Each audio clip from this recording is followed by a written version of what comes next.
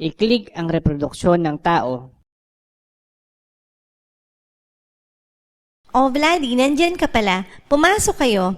Tamang-tama at nagsisimula pa lamang ako sa pagpapaliwanag ng reproduction. Salamat po, Dr. Mary. Magandang araw sa inyo. Sisimulan natin ngayon ang session tungkol sa reproduction ng mga tao. Upang mas maunawaan ang sistemang panreproduksyon ng lalaki at babae at ang mga bahagi nito, i-click ang larawan.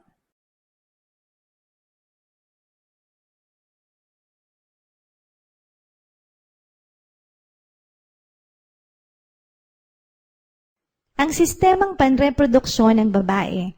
Ang mga pangunahing bahagi ng pambabaeng reproductive system ay binubuo ng dalawang ovaryo, dalawang fallopian tube, ang uterus o matris at ang vagina.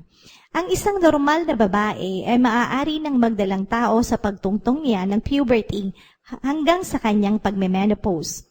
Mas mataas ang posibilidad na mabuntis ang isang babae sa pang-13 o pang-14 na araw ng menstrual cycle.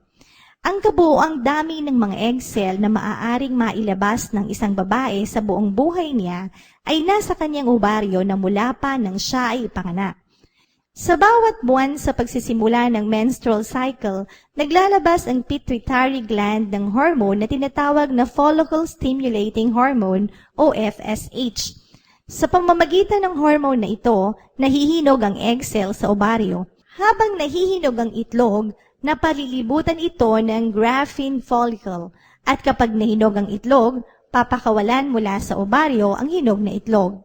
Dahil hindi naman magkakabit ang fallopian tube at ang ovaryo, ang mga maladaliring fimbriae ng fallopian tube ay kailangang kunin ng itlog papunta sa fallopian tube.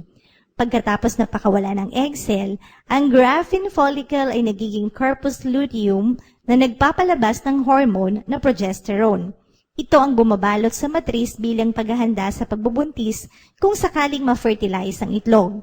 Kapag hindi na-fertilize ang itlog, ang corpus luteum ay namamatay at ang pagdaloy ng progesterone ay humihinto at ang menstrual cycle o pagreregla ay nagaganap. Kung na-fertilize ang egg